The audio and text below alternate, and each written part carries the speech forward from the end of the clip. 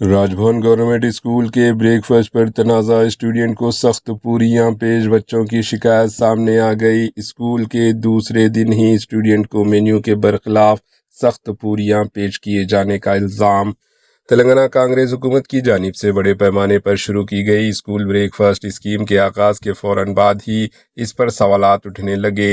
حیدرآباد کے Raj Bhavan government school میں break fast scheme کے دوسرے دن اسٹوڈنٹ کو ناشتے میں سخت پوریاں دیے جانے کا معاملہ سامنے آیا۔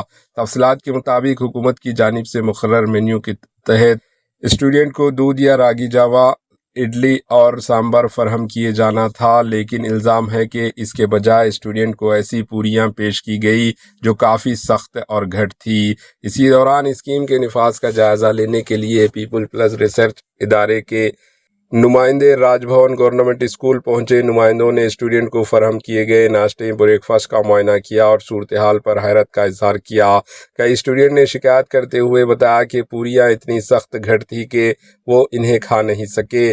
اسٹوڈنٹ کا کہنا تھا کہ وہ گھر سے بھی ناشتے کیے بغیر اسکول آئے تھے اور مناسب کھانا نہ ملنے کی وجہ سے بھوک کا سامنا کرنا پڑا۔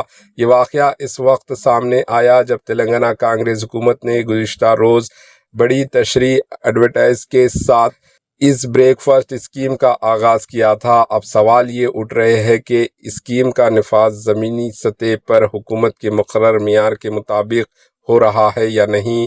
فی الحال متعلقہ حکام کی جانب سے اس معاملے پر کوئی باضابطہ رد عمل سامنے نہیں آیا۔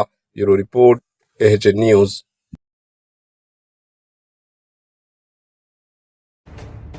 AHN نیوز کے یوٹیوب چینل کو سبسکرائب کریں اور بیل آئیکن کو دبانا نہ بھولیں تاکہ آپ کو ہر نئی آنے والی ویڈیو کا نوٹیفیکیشن بر وقت مل سکے۔